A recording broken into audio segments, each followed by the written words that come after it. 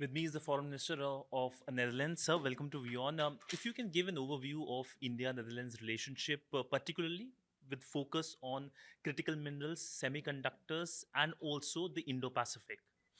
Yeah, I think India is a very important partner for European countries, for the European Union as a whole, and for the Netherlands also as one of the key member states of the European Union. And we want to work on this free trade agreement also between India and the European Union. That is important. When you look at the Netherlands and India, we work together on matters such as water technology, matters such as agri-food, very important, healthcare, innovation, where the Netherlands is number 7 in the world ranking. And you will also see that we work together on semicon. The Indian government has declared it wants to become a global semicon hub. We could fit in there in the sense that in the Netherlands, some of the most advanced lithography machines are produced that can produce chips of a high standard. So this is something where cooperation comes in. We don't only see that as industrial cooperation, but also cooperations to take place between universities and knowledge institutes. And we want to work on that and want to work towards a memorandum of understanding between both countries in a strategic partnership between the Netherlands and India. And you're hopeful for the conclusion of FTA by end of this year, as has been announced? I know that the Indian negotiators are known as very tough negotiators. At the same time, from the EU side, it's often complex and bureaucratic how it works.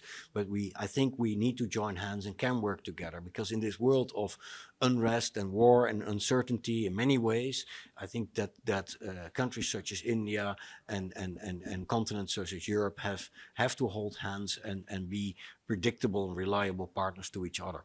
So my last question to you, how do you see India's position when it comes to the war in Ukraine?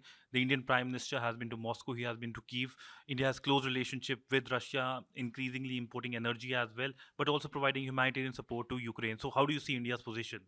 Now, I think it's very important to continue the conversation on this situation. Now, you have to be aware that we see in Europe, we see Russia's war of aggression on Ukraine as a war that is not only violating the United Nations Charter and the principles of international law, we also see it as a direct threat to European security, because the way this war is waged and the fact that this war is waged affects our security, and the way this war will end this year, hopefully end, will also affect the way European security is organized. And that's a reason why you see at this moment European leaders getting together about every other week in London or in Paris to discuss what kind of arrangement can be made to assist Ukraine in the case of a peace deal, but also in the meantime how we can continue to help Ukraine in military and non-military support, and how we can maintain sanctions pressure on Russia from the European Union.